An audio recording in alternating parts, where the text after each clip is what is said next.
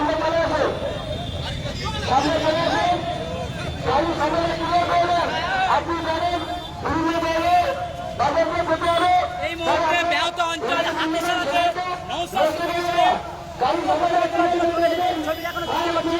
বাজার শুরু করে ব্যাহত অঞ্চল হাতিশালা অনুরোধ করবো একটু যদি খালি করে দেওয়া যায় কিছুটা।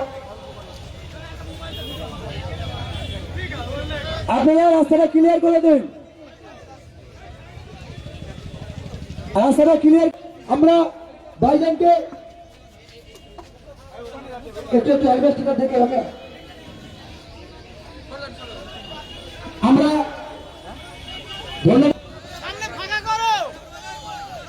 ধন্যবাদ বায়তা 2 নম্বর অঞ্চল কমিটি, যাদের উদ্যোগে আজকে এখানে পতাকা উত্তোলন আয়োজন করা হয়েছে। বসুন না, বসুন না, বসার জায়গা আছে, বসুন, আমি যাচ্ছি, বসুন। যাদের উদ্যোগে পতাকা উত্তোলনের ব্যবস্থা করা হয়েছে, সাথে সাথে সংবিধান সম্পর্কে সচেতন হওয়ার জন্য একটা সাংবিধানিক মূল্যবোধ ও মৌলিক কর্তব্য শীর্ষক নামে একটা বইও উপহার দেওয়া হবে এখানে, এবং বাচ্চাদের হাতে বই, পেন, খাতা আর উপহার সামগ্রী তুলে দেওয়ার ব্যবস্থা করা হয়েছে। আমি প্রথমে এখানে যারা উপস্থিত হয়েছে এলাকার মানুষজন যারা আছেন তাদেরকে আমি সংগ্রামী অভিনন্দন জানাবো, 80তম স্বাধীনতা দিবসের শুভেচ্ছা জানাবো। আপনারা জানেন, আপনারা আমার পূর্বপুরুষেরা দীর্ঘদিন তথা 200 বছর ধরে ব্রিটিশদের বিরুদ্ধে লড়াই করে দেশকে স্বাধীন করেছে। লক্ষ্য উদ্দেশ্য ছিল কি? দেশের নাগরিক মাথা তুলে বাঁচবে, ব্রিটিশদের হাত থেকে মুক্তি পাবে। এই পরে বসার জায়গা আছে, বসুন, দাঁড়ান না, আপনারা বসুন, আপনারা বসুন। এদিক থেকে হাঁটা দেবো ভাই, আমার আপনাদের এখান থেকে সরে যেতে হবে, অনেক জায়গা আছে ওখানে, অনেক জায়গা আছে। তাদের লক্ষ্য উদ্দেশ্যটা কি? ব্রিটিশদের শোষণের হাত থেকে দেশের নাগরিককে মুক্ত করার লক্ষ্য ছিল। তাই জাত, ধর্ম, বর্ণ নির্বিশেষে লাখো লাখো কোটি কোটি স্বাধীনতা সংগ্রামীরা জীবনকে উৎসর্গ করেছেন। আর বয়সের কোনো তারতম্য ছিল না। যেমন 18 বছর, 19 বছরের যুবকরা, 25 বছর, 30 বছরের যুবকরা জীবন উৎসর্গ করেছে। যেমন আপনি যদি দেখেন আশফাকুল্লাহ খান, শহীদ বিরসা মুন্ডা, শহীদ ক্ষুদিরাম বোস, প্রীতিলতা ওয়াদ্দেদার থেকে শুরু করে এদের 30 বছর পার হয়নি। আবার যদি দেখেন বার্ধক্যে যারা উপনীত হয়েছিল, আপনি মাতঙ্গিনী হাজরা দেশের জন্য জীবন দিয়েছে। তাই বিভিন্ন সমাজের, বিভিন্ন স্তরের, বিভিন্ন বয়সের স্বাধীনতা সংগ্রামীদের তারা আত্মত্যাগ, আত্মবলিদানের ফলে আমরা স্বাধীন দেশ পেয়েছি। কিন্তু এখন আমরা এসে আজকে 80 বছর উদযাপনে, আমরা 80তম উদযাপনে কি দেখছি? যে সংবিধানের বিভিন্ন ধারাকে পরিবর্তন করার চেষ্টা চলছে। কি দেখছি? দলিত হওয়ার অপরাধে পিটিয়ে মেরে দিচ্ছে। কি দেখছি? মুসলিম হওয়ার অপরাধে পিটিয়ে মারছে। কি দেখছি? আদিবাসীদের জমি জঙ্গলের অধিকার কেড়ে নিচ্ছে, ওবিসি সার্টিফিকেট কেড়ে নিচ্ছে, দলিতের অস্তিত্বকে বিপন্ন করছে। আজকে আমাদের নতুন করে ভাবতে হবে, আমাদের পূর্বপুরুষ বীরদের লড়াইকে আবার এগিয়ে নিয়ে যেতে হবে। আমাদের এগিয়ে আসতে হবে কাঁধে কাঁধ মিলিয়ে, জাত, ধর্ম, বর্ণের ঊর্ধ্বে গিয়ে যে দেশকে রক্ষা করব, সংবিধানকে রক্ষা করব। সর্বোপরি আজকে ভোটাধিকারদের যে অবস্থা হচ্ছে, 27 লক্ষ ভোটাররা যে জায়গায় আছে, যে দুশ্চিন্তার মধ্যে আছে, সেই দুশ্চিন্তা মুক্ত করার জন্য আপনাকে আমাকে এগিয়ে আসতে হবে। আপনারা জানেন, আমি বারবার বলেছি নয়, স্বরাজ্যের মানুষ বলে ভাঙর পথ দেখায়। হ্যাঁ, সত্যি ভাঙর পথ দেখায়।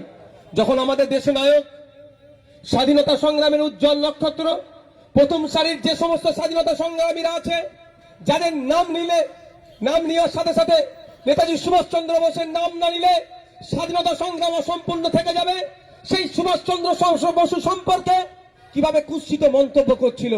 প্রশাসন শীত ঘুমে ঘুমাচ্ছিল, রাজ্য সরকার শীত ঘুমে ঘুমাচ্ছিল। যখনই ভাঙড়ের ভোটে আপনারা আমাকে জিতিয়ে বিধানসভার মধ্যে পাঠিয়েছেন, যেই নিন্দা বস্তা মানলাম, তখন প্রশাসন, রাজ্য সরকার নড়ে চড়ে বসতে বাধ্য হলো। আমরা এই মঞ্চ থেকে আবেদন করব রাজ্য সরকারের কাছে, নেতাজি সুভাষচন্দ্র বোসকে নিয়ে যারা কুমন্তব্য করেছে, একটাও না ছাড় পায়। সে রাজ্যসভার এমপি হতে পারে, আর কোনো একজন সাধারণ নাগরিক হতে পারে।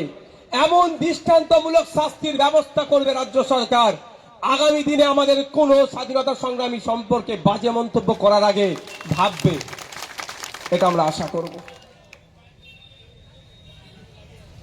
তার দেখুন, যতই আমি দেখছিলাম আমাদের কলকাতা আলিপুরে একটা হাত ভেঙে দিয়েছে, মূর্তি নিয়ে হাত ভেঙে দিয়েছে বা তার সম্পর্কে বাজে কথা বলছে। আচ্ছা, নেতাজি সম্পর্কে কেউ কটু কথা বললে নেতাজির ভালোবাসা আমাদের দিল থেকে চলে যাবে কি? কমে যাবে? কিন্তু যারা এই বাজে মন্তব্য করছে তাদের মুখকে বন্ধ করতে হবে।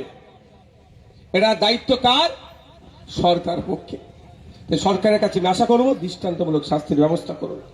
আজকে এখানে দাঁড়িয়ে আমি বক্তব্য দীর্ঘায়িত করবো না, অলরেডি আমি লেটেই চলছি, মানে সব জায়গায় একটু একটু করে দেরি হতে হতে এই অবস্থা হয়ে যাচ্ছে। আমি আপনাদের একটা অনুরোধ করব, আমরা ফান্ডামেন্টাল রাইটসের কথা বলি, মৌলিক অধিকারের কথা বারবার চিৎকার করি। আমার মৌলিক অধিকার এটা এটা এটা আমি পাবো, তাই না? আমি ক্ষুধার্ত, আমাকে খাদ্য দাও, আমার মাথার উপর ছাদ নাই, ছাদের ব্যবস্থা করো, স্কুলে যাব, পড়ার ব্যবস্থা করো, এই কথা বারবার বলি তো আমরা। কিন্তু দেশের প্রতিও তো আমাদেরকে দিতে হবে কিছু। দেশ আমাদের কাছ থেকে কি চাইছে? ফান্ডামেন্টাল ডিউটি চাইছে। সংবিধানের 51 ধারায় আমাদের ডিউটি, আমাদের কর্তব্যগুলো উল্লেখ করা আছে। তাই আজকে এই স্বাধীনতা দিবস প্রাক্কালে দাঁড়িয়ে আপনাদের বলবো, আচ্ছা, এখানে যারা আমরা দাঁড়িয়ে আছি বিভিন্ন পেশার সাথে যুক্ত, কিন্তু একটা জায়গায় আমরা সহমত, দেশ কিভাবে এগিয়ে যাবে, তাই তো ভাই? কে হিন্দু, কে মুসলমান, কে তৃণমূল, কে বিজেপি, কে সিপিএম, কে কংগ্রেস, কে আইএসএফ, আমরা হয়তো ভাগ আছি, কিন্তু একটা জায়গায় সবাই আমরা একমত হব, দেশকে কিভাবে এগিয়ে নিয়ে যেতে হবে। এখানে কি আমরা দ্বিমত পোষণ করব না। তাহলে একটা কাজ করলেই দেশ এগিয়ে যাবে। আমি আপনি যদি দায়িত্বশীল হই, আমি আপনি যদি কর্তব্য পরায়ণ হয়, আমি আপনি যদি দায়িত্বশীল নাগরিক হতে পারি, তাহলে দেশ একদিন পৃথিবী শ্রেষ্ঠ আসনে উপনীত হবে, পৃথিবীকে পরিচালনা করবে আমার ভারতবর্ষ। আজকে আমাদেরকে এখান থেকে শপথ নিতে হবে। আমাদের দেশে যে জিনিসটা আছে পৃথিবীর আর কোনো দেশে নাই, সেটা কি? যুবক। আমাদের ভারতবর্ষে প্রায় 65 কোটি যুবক আছে। আর যুবকরা কি না পারে বলুন? যুবকদের কাছে ইম্পসিবল বলে কিছু আছে? সব পসিবল করে দেবে এই যুবকরা। সেই যুবকদেরকে সঠিক দিশা আজকে দেখাতে আমরা পাচ্ছি না, এটা হচ্ছে আমাদের ব্যর্থতা। কাউকে ধর্মের নামে, কাউকে জাতের নামে, কাউকে বর্ণের নামে, তো কাউকে রাজনৈতিক কালার লাগিয়ে ভাগ করে রাখা হয়েছে। আমি আপনাদের কাছে অনুরোধ করব, আজকের এই পবিত্র দিনে আপনাকে আমাকে শপথ নিতে হবে। ধর্ম থাকবে, জাত থাকবে, বর্ণ থাকবে, রাজনৈতিক মতপার্থক্য থাকবে, কিন্তু সবার উপরে দেশ, আমাদের দেশের স্বার্থে আমরা ঐক্যবদ্ধ হয়ে লড়াই করব। কাউকে ধর্ম ছাড়তে বলছি না, কাউকে রাজনীতি ছাড়তে বলছি না। যার যেটা ধর্মে ভালো লাগবে প্র্যাকটিস করবে, যার যে রাজনৈতিক দল ভালো লাগবে করবে, কিন্তু দেশের স্বার্থে আমাদের ঐক্যবদ্ধ হতে হবে, এক হতে হবে দেশকে এগিয়ে নিয়ে যাওয়ার জন্য। আজকে আমাদের প্রত্যেককে শপথ নিতে হবে। রাজি আছেন তো নাকি? আমি আপনাদের বলবো, সঠিক পথে থাকবেন, কেউ আটকাতে পারবে না। আজ থেকে 1 বছর আগে এখানে প্রোগ্রাম করতে দিচ্ছিল না যারা, তারা আজকে ইতিহাসের পাতায় তারা ঠাঁই হয়ে গেছে। আমি এখানে বলার এটা বক্তব্য এটাই, তারা ভুল পথে চলছিল বলে। আজকে আমি আছি, এরা আছে, যদি এরা ভুল পথে চলে, কালকেও এরা ইতিহাসের পাতায় ঠাঁই হয়ে যাবে, কেউ আর মুছবে না। যদি সঠিক পথে থাকি, তখন এখনো বুদ্ধবাবুর নাম হয়। সবাই বলে বুদ্ধবাবুর মতো ভদ্রলোক নাই, বলে না মুখ্যমন্ত্রী হিসাবে? বলে তো, তাহলে ভালো লোক বলেই নাম করে। তো আমি আপনাকে আচরণ যদি আমরা ভালো করতে পারি, যুগ যুগ ধরে নাম হবে। তাই অনুরোধ এটাই, মত পার্থক্য থাকবে। ওই দেখো বসে আছে, ওই দেখো উঠেছে, উঠে দাঁড়াও একবার। বুঝতে পারছো কে? ওকে বাঁচাতে গিয়ে আমার হাতে চোট খেয়েছিলাম, মনে আছে তো? আমার একসাথে জাল গাড়িতে দেখা হয়েছিল, এখানে ঝামেলা হয়েছিল না? ও বেচারি তখন তৃণমূল করতো, এখন তৃণমূল করলেও আমার রাগ নেই, যার যেটা ইচ্ছা করবে। কি গো, মনে আছে তো? তা আমি এই রাজনীতিটা করি, যার যেটা ভালো লাগবে। একসাথে এক জাল গাড়িতে এসছি, কি বলো তুমি? গল্প করতে করতে এসেছি। বারুইপুর কোর্ট থেকে বারুইপুর জেলে নিয়ে যাচ্ছে, আমি যেই আলগাড়িতে ছিলাম ওই দাদাও সেই আলগাড়িতে ছিল। জিজ্ঞাসা করুন ওনাকে একবার আমি একটা জোরে কথা বলেছি নাকি, বরঞ্চ জিজ্ঞাসা করেছি শরীরে চোটফোট লাগে না তো, তুমি ধরা পড়লে কি করে, জিজ্ঞাসা করেছি। তুমি তো শাসকের লোক, তুমি ধরা পড়লে কি করে, এটাই বলেছি নাকি। আমি অনুরোধ এটার সাথে মজা করে যেন বলছি বসো, যে যার যেটা ভালো লাগবে করুন না, কে বারণ করেছে? সংবিধান যখন আপনাকে অধিকার দিয়েছে, যে দল মত ধর্ম পালন করার স্বাধীনতা দিয়েছে, রাজনীতি করার স্বাধীনতা দিয়েছে, করুন না। কেন মারামারি হানাহানিতে জড়াবেন? লাভটা কি হবে? নেতাদের লাভ হবে, আপনাদের কিচ্ছু হবে না। তাই আজকের এই পবিত্র দিনে আপনাদের বলবো, শপথ গ্রহণ করুন যে আমরা আমাদের আচরণে ভাঙরের না বদনাম হয়, আমাদের আচরণে দেশের না ক্ষতি হয়ে যায়। আমরা সবসময় পজিটিভ চিন্তা ভাবনা করবো, নেগেটিভ গুলোকে বর্জন করব, সবসময় পজিটিভ। আমার চাল চলন কথাবার্তা কাজ কাম, আমার দেশ কিভাবে এগিয়ে যাবে, আমাদের ভাঙর কিভাবে এগিয়ে যাবে, এই মাইন্ডে নিয়ে আমরা চলবো। সকলে ভালো থাকবে। কি আছে এবার? আমরা ভাইজানকে দ্রুত সঙ্গে বহন করে নেবো, কারণ ওনার মূল্যবান সময় আমরা বেশি দেরি করবো না। ব্যাচ দিয়ে বহন করে নিচ্ছেন মজনু ভাই। তারপর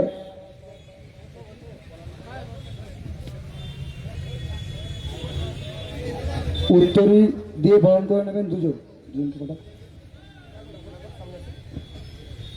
হাজি ইলিয়াস বাবু আর জালাল মোল্লা, দুজন মিলে উত্তর দিয়ে বহন করে নেবেন। এবং ফুলের তোড়া দিয়ে বরণ করে নেবেন নজরুল ভাই আর হান্নান বাবু, দীর্ঘদিনের আমাদের জেলে একসঙ্গে সাথী। তিনজন মিলে দাও, তিনজন মিলে দাও, তিনজন মিলে দাও, জোরে হাততালি। এবং আমরা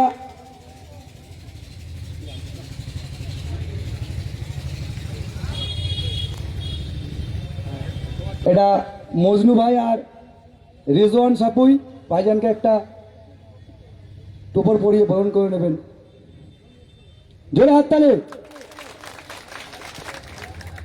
মকবুল ভাই ওপরে চলে এসে।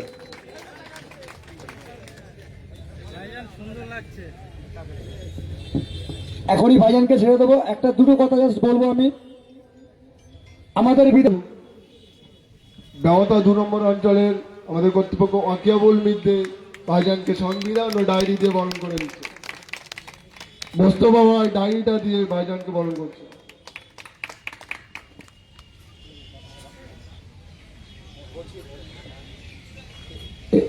এগুলো কাকে দেবে? আচ্ছা, যারা বাচ্চা নয় বয়স্ক কয়েকজন উঠে আসে, আপনারা আসুন, 2-4 জন আসুন। আজকে সংবিধান সম্পর্কে সচেতন হতে হবে। হ্যাঁ ঠিক আছে, সংবিধান সম্পর্কে সচেতন হতে হবে। লাইন কয়েকজনের হাতে আমি তুলে দেবো, বাকি বাচ্চাদের হাতে পেন খাতা এগুলো তুলে দেবে। এটা বাচ্চাদের নয়, জোরে হাততালি। যে এত সুন্দর একটা পরিবেশ ভাঙন নয়, সারা ভারতবর্ষ পশ্চিমবাংলা জুড়ে করতে চেয়েছেন নওশাদ সিদ্দিকী ভাইজান। আমরা পরে দিচ্ছি একটু।